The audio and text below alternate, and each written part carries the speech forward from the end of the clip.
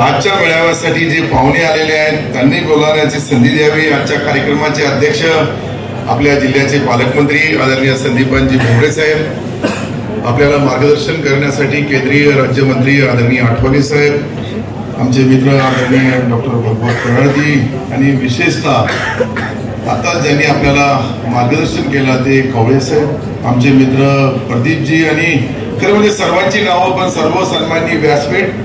इतके पाहुणे एखाद्याचा नाव हुकला तर तो पुढे कोणालाही राजकीय पुढाऱ्याला अडचणीमध्ये आणल्याशिवाय राहत नाही, म्हणून सर्व सन्माननीय व्यासपीठ समोर बसलेले आमच्या माता भगिनी, आज मी आपल्याला शुभेच्छा देईल का आपण तिन्ही पक्षाचे सर्व प्रमुख कार्यकर्ते एकत्रित आलात।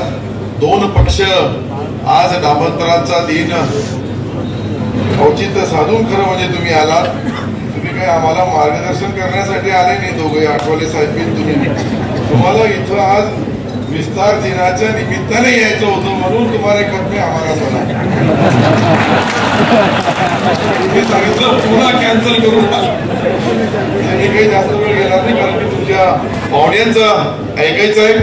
मी खाली ज्या ज्या जबाबदाऱ्या आपल्याला सन्माननीय मुख्यमंत्री, दोन्ही उपमुख्यमंत्री, दोन्ही नेते, हे 5 लोक आपल्याला ज्या जबाबदाऱ्या देतील त्या जबाबदाऱ्या पार पाडण्यामध्ये तळागाळातल्या कार्यकर्त्यांसोबत आपण एकत्रित राहून ही महायुती जी आहे आपली, ती महायुती मधला उमेदवार आपल्या पक्षाचा जो निर्णय राहील, 5 पक्ष आहे इथं आता, आज 2 हे पक्ष आहेत आणि 3 आम्ही आहोत, या 3 मिळून 5 आणि जे काही निर्णय दिला तो 1 करून आणि निवडून आणण्याची गॅरंटी देऊया आणि पाहुण्यांचं भाषण आपण ऐकूया, पाहुण्यांचं मार्गदर्शन ऐकूया। तुम्ही आम्ही कधीही लोकल गाडी हात दाखवा, गाडी थांबवा, कुठेही थांबती, कुठेही आपली भेट होती, कधीही होती आणि दिवसभर कुठे ना कुठं कार्यक्रमाच्या निमित्ताने आपण भेटतोय, परंतु ही महायुतीची पहिली कार्यक्रम आमच्या सर्व तिन्ही पक्षाच्या संयोजकांनी घेतला, त्यांना मी मनापासून धन्यवाद देईल। आणि मला वाटतं की जरा शेरशायरी आत्ताच लिहिली साहेबांनी, आठवले साहेबांना मी दुरून पाहत होतो, त्यांनी शेरशायरी लिहून ठेवलेली आहे तुमच्यामध्ये आणि त्यांच्यामध्ये। मी जास्त वेळ घेणार नाही, कारण की त्यांचं आपल्याला ऐकायचं आहे। आपण दररोज कुठं ना कुठं तरी प्रत्यक्ष अप्रत्यक्ष भेटतोय, कार्यक्रमाच्या निमित्ताने भेटतोय। आदाब, सलाम, राम राम, जय भीम, जय हिंद, जय महाराष्ट्र।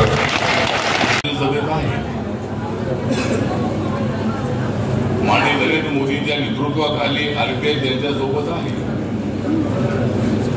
आता आमचे गवाडे सर सुद्धा आमच्या सोबत आलेले आहेत।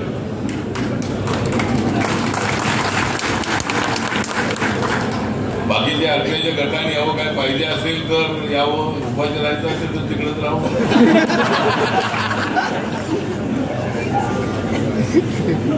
देश योग्य दिशेने पुढे चाललेला आहे।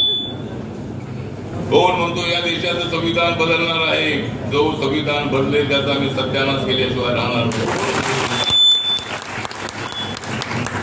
विनाकारण आमच्या समाजामध्ये गैरसमज पसरवण्याचा प्रयत्न काँग्रेसवाले करतायत। ज्या नरेंद्र मोदी यांनी नवीन संसद भवन बांधलं, त्या संसद भवनाला, आपल्या संसद भवनाला संविधान सदन हे नाव दिलेलं आहे। ज्या नरेंद्र मोदीने 125वा बाबासाहेब आंबेडकरांचा 125वा जन्मदिवस 2 दिवसाचं स्पेशल अधिवेशन बोलावून घेतलं, त्यामध्ये चर्चा करण्यात आली आणि 26 नोव्हेंबरला डॉक्टर बाबासाहेब आंबेडकरांनी देशाच्या संविधानाचा ड्राफ्टिंग कमिटीचे चेअरमन म्हणून डॉक्टर राजेंद्र प्रसाद आणि पंडित जवाहरलाल नेहरूंना दिला होता। तो दिवस जो आहे तो दिवस देशभर पाळायचा हे त्यांनी सांगितलं आणि देशभर संविधान दिवस पाळला जातो। ते मोदी कधी काय संविधान बदलतील, ते काँग्रेस विनाकारण लागू नका आमच्या नादी, विनाकारण लागू नका आमच्या नादी। आम्ही आहोत गांधीवादी आणि आंबेडकरवादी,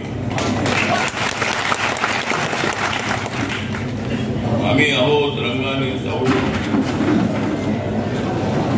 आम्ही आहोत रंगाने सावळे, म्हणूनच आम्ही आहोत छत्रपतींचे।